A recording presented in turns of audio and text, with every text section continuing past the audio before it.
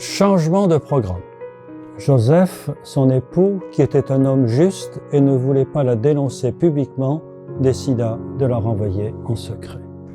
Quand Joseph apprend que Marie attend un enfant, il est bouleversé. Ses projets de famille, sa confiance en Marie s'effondrent. Son honneur est bafoué. Il serait dans son droit de l'humilier. Or, il ne la condamne pas et décide que leur séparation se passe discrètement dans le respect de Marie et de l'enfant qui n'est pas le sien. N'est-ce pas déjà l'effet d'un pardon accordé? Habité par cette bienveillance emplie de respect, Joseph assume l'imprévu.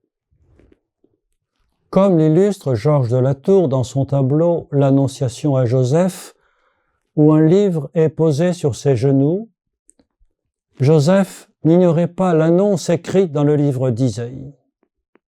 Le Seigneur lui-même vous donnera un signe. Voici que la Vierge est enceinte, elle enfantera un fils qu'elle appellera Emmanuel. Dans la Bible, l'imprévu, selon les normes biologiques, n'est pas hors du champ de l'action de Dieu. Ne nous laissons pas enfermer dans le prévisible inscrit dans nos habitudes, nos connaissances et notre manière de penser. Dieu est plus grand. Il peut faire du neuf. Cette nouveauté n'est pas arbitraire.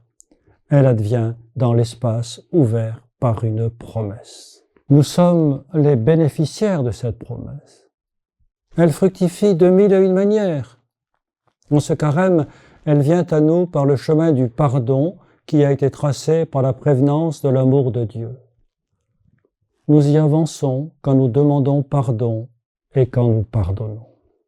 Au-delà de nos logiques, le pardon est l'acte de vie où se rencontre l'amour du Dieu qui vient. Notre amour lui répond en communion avec la générosité de Dieu dont Joseph le juste est le témoin.